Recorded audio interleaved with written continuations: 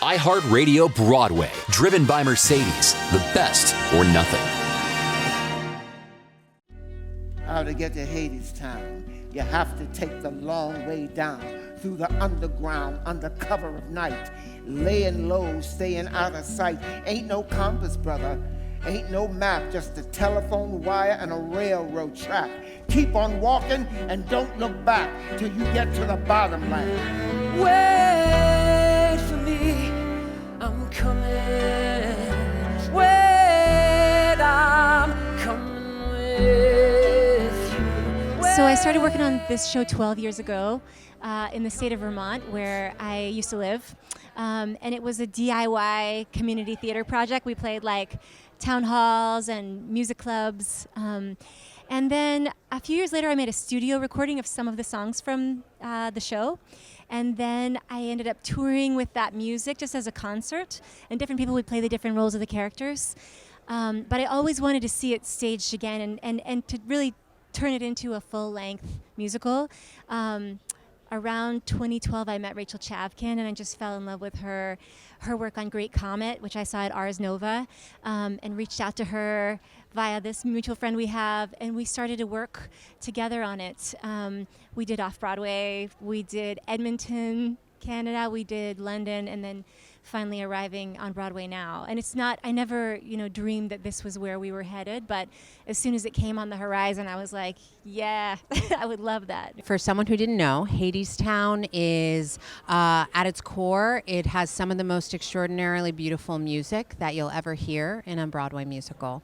And it tells the story of two interweaving love stories. It tells a really old story of this ancient couple that is warring with each other, Hades and Persephone, and how their fates intersect with this young, beautiful, shining couple that you watch fall in love, Orpheus and Eurydice.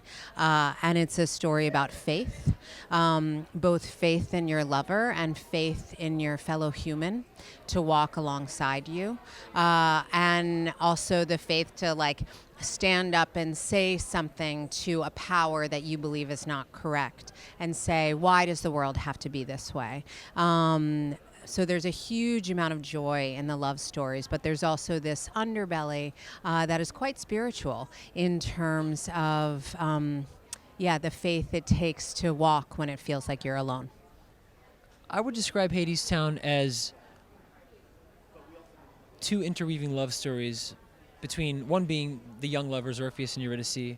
I play Orpheus, and the other being the relationship and love story between Hades and Persephone, Hades being the king of the underworld and Persephone being the mother of springtime and the seasons. And the way that I think that for people coming in the door, depending on what stage you are in life, there's something to take away from and lessons, not necessarily lessons, but I feel something just by being a part of it. And even reading the script, I felt something. And Anais Mitchell's writing is so poetic and not on the nose that it allows you to really think for yourself, which is one of my favorite things about art. So I'm really excited for people to just come in here and not be pandered to, I guess. Not that that's something, I'm not suggesting that that's something that normally happens, but I just love art that is that way, that allows you to think for yourself. And yeah, so nothing's trying to be exactly on the nose. It's very open and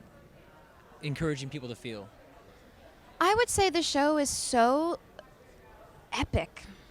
I mean, we have songs in the show that are called epics, Epic 1, Epic 2, Epic 3.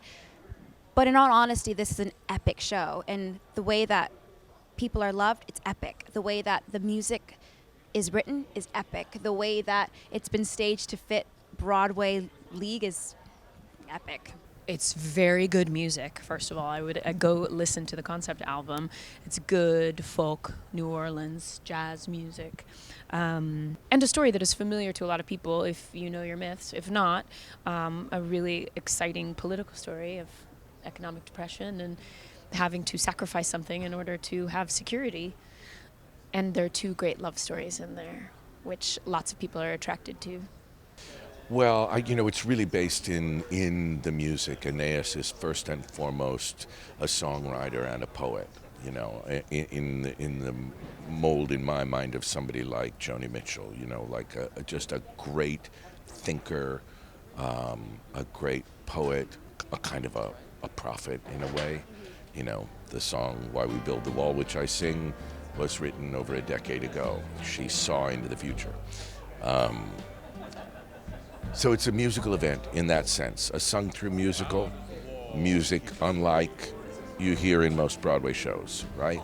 Music with its roots in folk Americana, in jazz, in blues. You can see the set is like Restoration Hall in New Orleans, you know. They're going to see an extremely sexy, diverse cast. They're going to see astonishing performances from, you know, Broadway legends like Andre DeShields and, you know, new upcoming legends like Eva Noblezada and Reeve Carney, you know, so everything in between. A really rockin' band. If you like to go out and hear, you know, a band play jazz music, this is a place for you to come, you know. And it's a love story. There's several levels of excitement about working on Hadestown. First of all, it's been cooking in my life anyway since 2012. Second of all, we are recently back from a 5-month stint at the National Theatre in London, which is where we first found out that we were coming to Broadway. Thirdly, this role of Hermes, I played it first in 2012. And then the show on its journey went away from me. And in this industry, we have to get used to putting your thumbprint on something and then it goes away.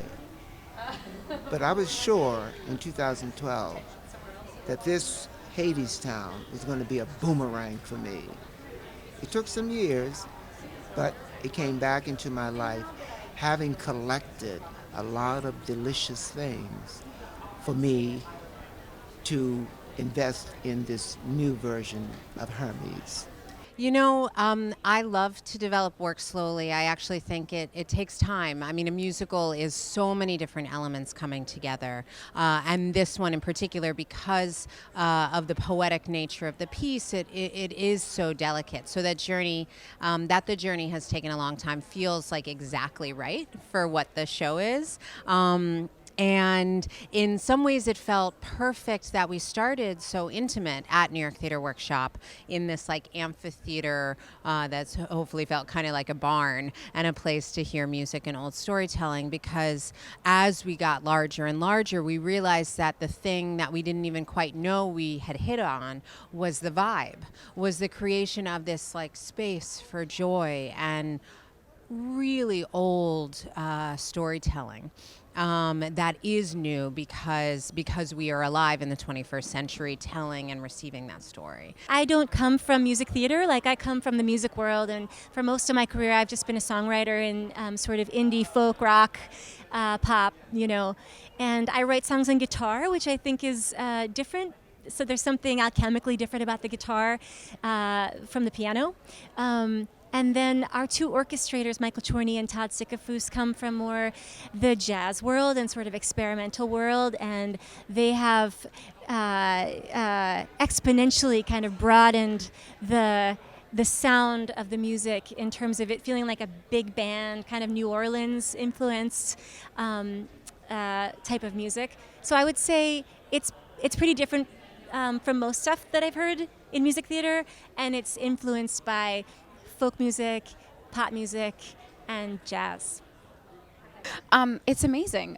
I saw Amelie here, and it was so special and magical. So to have all these, to know that we're in Hadestown and have all these like Greek ancient decorations on the walls, it kind of feels like we were made to be here. So it's really special. I'm thrilled to come home and do it. And lots of people from New York love the show already, from New York Theater Workshop. So it's pretty cool that time has passed, and it's at its core the same show, but very different. So I think it'll be exciting for super fans to see how it's grown. Really exciting to be back in New York and on Broadway. Well, my character in particular has had some quite dramatic changes since London, actually, and that's really exciting for me too, because it allows for a steeper arc or a greater arc for the character throughout the journey on stage. And I'm just thrilled to be here. The excitement for me is to finally get to share it with the people I care about the most. You know, I've done it now in Canada, and that was a great audience, but I didn't know them. I did it in London at the Olivier Theatre at the National. Again, fabulous audience, but I didn't know them. So now it's going to be my friends and family. And, you know, we had such a short run when we did it at New York Theatre Workshop downtown, and such a small house, and so relatively few people, although we were sold out and we extended and all of that, still relatively few people got to see it. So it's great now to offer it up to more people. And I'm not alone.